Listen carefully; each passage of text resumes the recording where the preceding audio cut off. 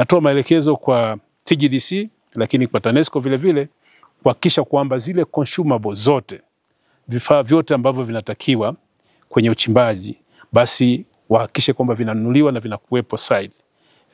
Hatutaki kuchelewa kwa sababu ya kusubiri kifaa kuna vifaa ambavyo vinaweza vikanunuliwa in bulk na vikawepo hapa site ili kuhakikisha kwamba shughuli za uchimbaji zinaendelea.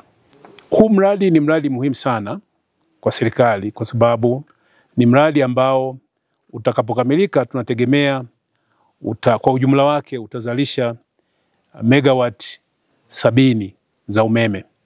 Kwa hiyo ni mradi muhimu sana, na tofauti na miradi mingine ni kwamba huu mradi wa Ngozi unakwenda kuzalisha umeme ambao sio wa maji, umeme ambao sio wa gesi, umeme ambao sio wa upepo na umeme ambao sio wa jua.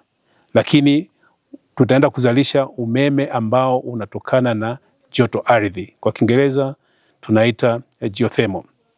Sasa hii ni muhimu kwa sababu huu mradi tunatekeleza ile sera ya nishati ya mwaka 2015 ambayo inaitaka nchi kuwa na nishati mbadala au nishati mseto, kuwa na vyanzo mbalimbali vya nishati. Kwa hiyo joto ardhi ni moja ya chanzo mbadala ukiachilia vyanzo ambavyo tumevizoea kama vile vya maji, gesi pamoja na mafuta. Na vile vile kwenye mpango wa taifa wa nishati, yani compact ambayo itaisha mwaka 2030, tunatakiwa tuwe na megawatt 130 kwa ujumla wake kutokana na joto ardhi.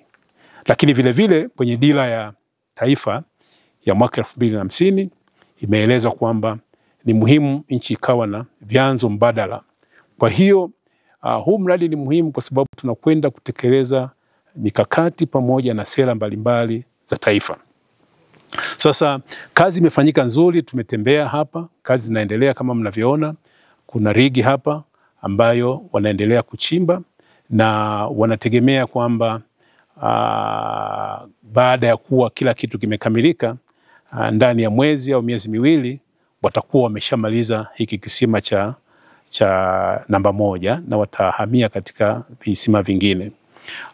Labda tu niseme ni kwamba kuna vitu ambavyo wanasubiri kwa sasa hivi, wanaita consumables ambazo zinatakiwa zifike hapa, na tumetoa maelekezo kwamba manunuzi ya hivyo vifaa yafanyike mara moja ili kuweza kuendelea na uchimbaji na kuhakikisha kwamba uchimbaji unakamilika mara moja. East African Spirits Company Limited ni kampuni inayojihusisha na uzalishaji wa pombe kali na bia. Kampuni hii ilianza mnamo 2018 ambapo ilianza na line ya plastiki. Tulianza uzalishaji wa bidhaa yetu inayoitwa Diamond Rock. 2019 tukaanzisha line yetu ya line ya glasi ambao tunazalisha bidhaa yetu pendwa Hanson's Choice. 2023 ndipo tulipoanza ku blend na ku manufacture beers zikiwa ni Hanson's Light, Goldberg, Basembi ambayo imeunga mwaka 2024 na Hanson's Dry iliyoanza uzalishaji mwaka 2025.